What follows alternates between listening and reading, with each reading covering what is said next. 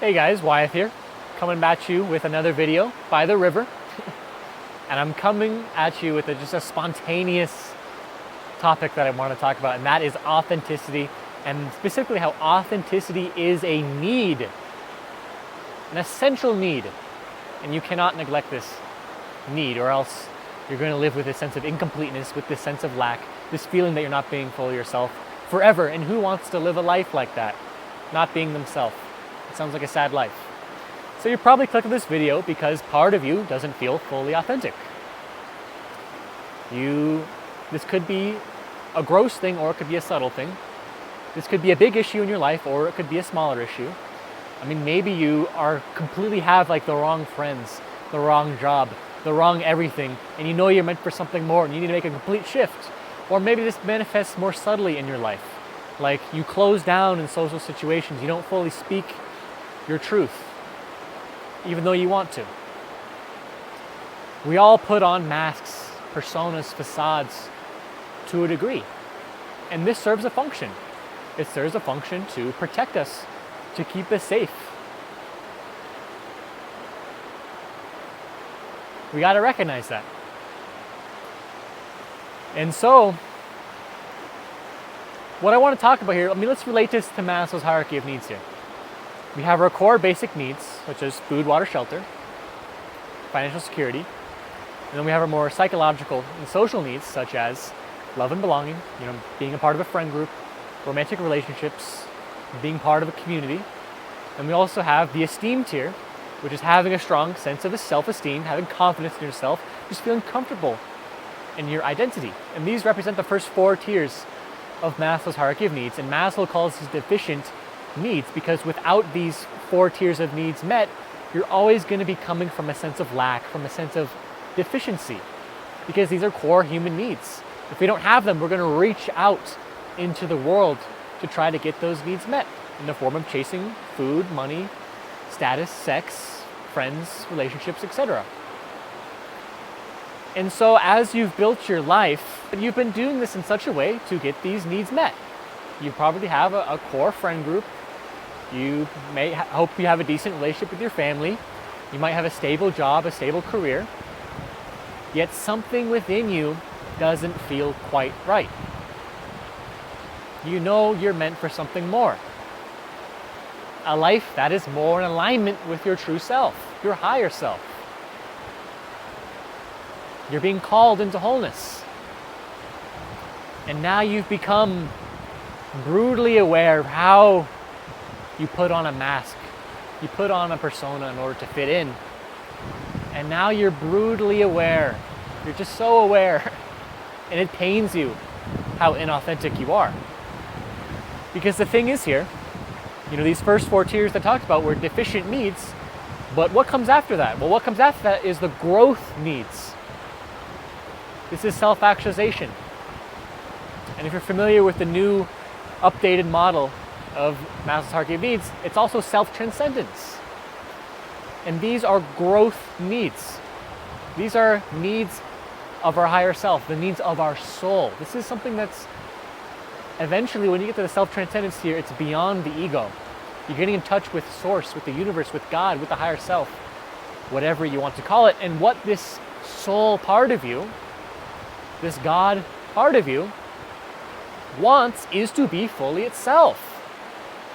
To just be as it is. And so as you're growing yourself, as you're self-actualizing and self-transcending, you're going to become brutally, brutally aware of how inauthentic you are.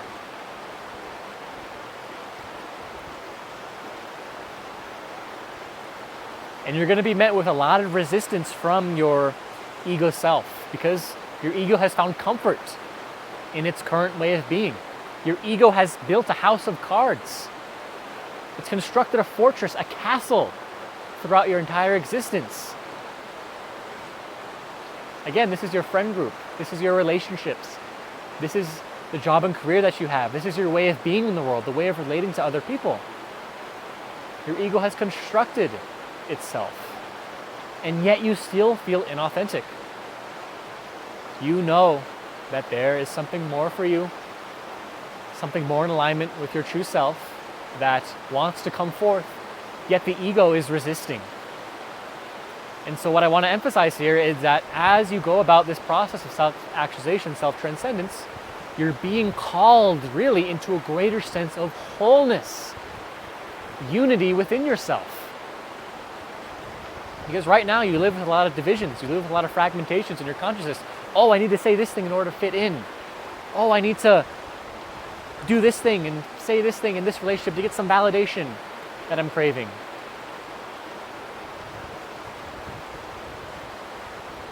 You're going to be met with a lot of resistance. And what I want to emphasize in that is that a part of you is actually going to have to die. As you step into this higher self, this soul, authentic identity, a part of you has to fucking die. And I'm not saying it's like kill the ego, get rid of the ego, escape the ego. I'm not saying that at all. The ego has a function of keeping you safe. The ego's function is to construct a sense of individuality. That's the ego's function. If you didn't have an ego, you wouldn't be able to actually have an identity separate from everyone and everything. The ego is a core part of you that you're going to hold within you, but there are parts of this ego self that limit you, and that's what you're going to transcend, and you're going to include the core parts of you as you go about this journey. So you're transcending what limits you, and this is the part that's going to die. You might have to let some friends go. You might have to quit that job that doesn't feel authentic to you. You might have to leave a relationship. I left a relationship at the beginning of this year, and it was very, very difficult to leave. I loved her very much, but it just was no longer authentic to stay in it. And I left. And it was a huge trust to do that. And this is what I want to emphasize, is that stepping into this authentic soul identity, it takes fucking trust. Because there's this part of you that's calling you into greater wholeness. These are your authentic desires, your authentic impulses to go pursue maybe this different job or this different hobby.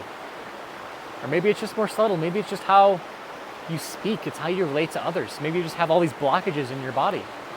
So really this process is a process of loosening resistance and opening to this greater expanded soul higher self. And you have to let these lower parts of you, these divisions and fragmentations of your consciousness go, and this is the part of you that's going to die.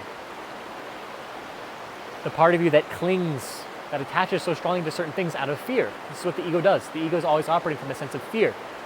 It doesn't feel secure in itself. The ego always wants more. It's insatiable. And so in this, you just have to say, I surrender the ego, and I just trust in what feels authentic to me. This is a very intuitive thing, stepping into this authentic higher self. Very intuitive. You really have to listen to the heart. And you have to trust in your heart, in your intuition to lead you to the right place in life. And this is very difficult to do. This is what the ego is going to resist, because you're going to have this authentic desire, this authentic impulse that feels so right, that feels so true to you. I mean, oftentimes, just to explain, an authentic desire or impulse that comes from a place of knowing that you are complete, knowing you are whole. It often appears very spontaneously and very subtly in your consciousness. Whereas an ego desire comes from a sense of fear, a sense of lack. But as you're having these authentic desires and impulses to go do something that feels more true to you, after you have the desire or the impulse, or as you're having the desire and the impulse, the ego is going to come online. It's going to rationalize and analyze and just explain away why you can't pursue that thing. It's going to have this very compelling logic to it, the ego's rationalizations. But you just have to trust when you step into this authentic, more soul identity. You just have to trust. That's what I'm saying time and time again. You have to trust. Every time, every single time that I've taken a leap of faith in the universe and just trusted my authentic desire, I've been met with beautiful, beautiful rewards. Things that I could never have conceived of happening. I've been getting a lot of synchronicities lately. And what do you know? I've been feeling more authentic than ever lately. I really feel fully myself as I write this video, as I record this video. I really feel fully myself. And so I want to pull out my notes here. I think I've said most of the things that I want to say, but I did have a slight outline that I wanted to touch upon. Maybe I missed some things.